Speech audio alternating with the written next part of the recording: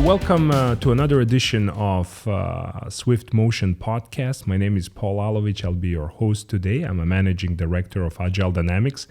And today I have one of the most demanded guests, Talib Hashim. Talib, welcome. Thank you very much, Paul. Thank you. For those that haven't had the chance to meet you before, please, if you don't mind, introduce yourself. I am the managing director of TBH, and I've had a 15-year journey in entrepreneurship, trying to help people and businesses here in the UAE and in the region grow successful. Mm-hmm. And how we've always aimed to do that is through three verticals. One, providing talent solutions to companies. Another is helping businesses build capacity and capabilities and access the market better. And the third is HR, working with companies to adopt best practices in HR. And that is part of the reason, the reason why we called it TBH. It also called Talib Hashim as well, but I don't want to blow my own horn. TBH really stands for the three verticals: talent, business, and human capital. And this is what keeps me busy. Well designed, I must say. Thank you so much for taking time out of your busy schedule to catch up with me. I just came from the Saudi Arabia, and I'm still under impression. All the mega projects that are converging. There is so much energy there. Same thing is happening in the UAE, and I really wanted to catch up with you and kind of hear your thoughts on the latest development when it comes to investments in the next generation of internet, Web3. You are definitely in the forefront because before anything can happen, people need to be onboarded, so even if you're building a government level enterprise, you still need to build that core team, and you're the person that definitely gets involved. So just, your thoughts on what's happening, what's the pulse of the nation, and what's coming up, if you don't mind sharing a few of those. No, absolutely. It seems, Paul, we're playing catch up with the fast pace of development and changes that's happening around the world and happening here in the region. And part of what we're trying to do, one, the region is positioning itself as a magnet for talent, bringing talent in different spaces and in the tech and Web3. So when this talent come here, what they do is they actually inspire innovation as well and drive innovation in alignment with government vision. So that is why there's a lot of developments happening. There's fast pace, and people try to play catch up with it.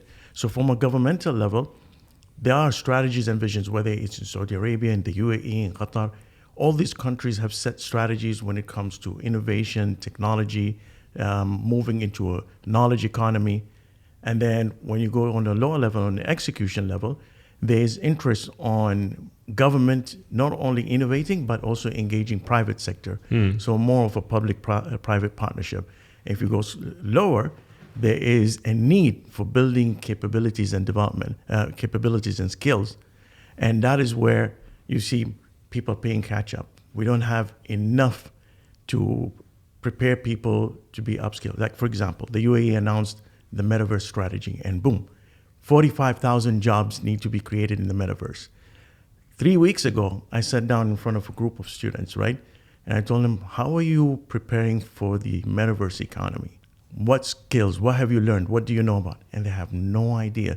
Whatever they enroll. Of course, they're students. I guess the faculty should come up with something. Absolutely. So there's need to work even with faculties. And when we spoke with the faculties, they themselves we need to engage private sector. Tell us what are the needs in the market. Yeah. So all these are opportunities. There are challenges, but there are opportunities.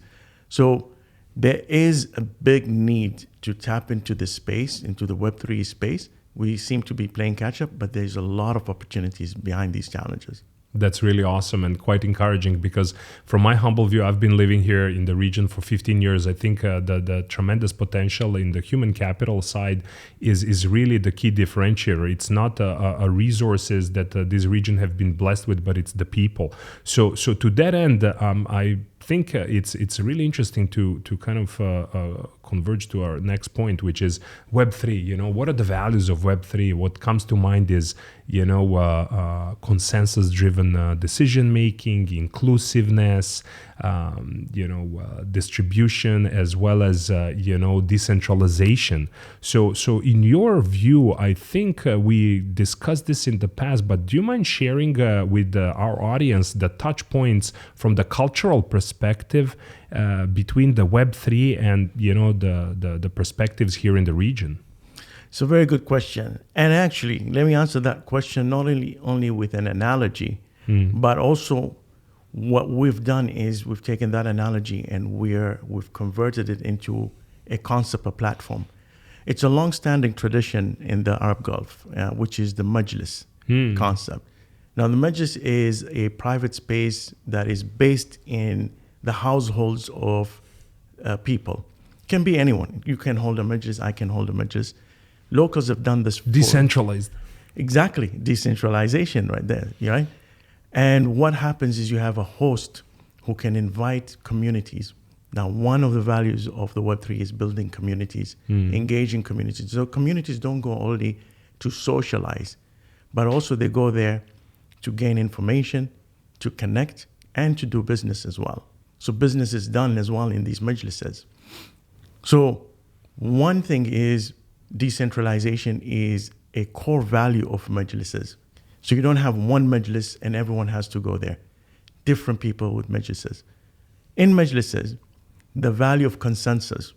So when you have people having conversation, when people hold majlises to discuss a project, to discuss an issue, there are social issues that are discussed in majlises. Why do they do that? Not only to gain insight, but as well as consensus. Consensus is very big in the Gulf culture. Okay, in al-shur, akhad shur someone, so that's in Arabic. It means taking consensus or taking guidance from someone else. Then what happens in these majlises is people build connections, and Web3 is all about building organic connections among communities, among members of communities. So what we did is, we have this long-standing tradition of Majlis.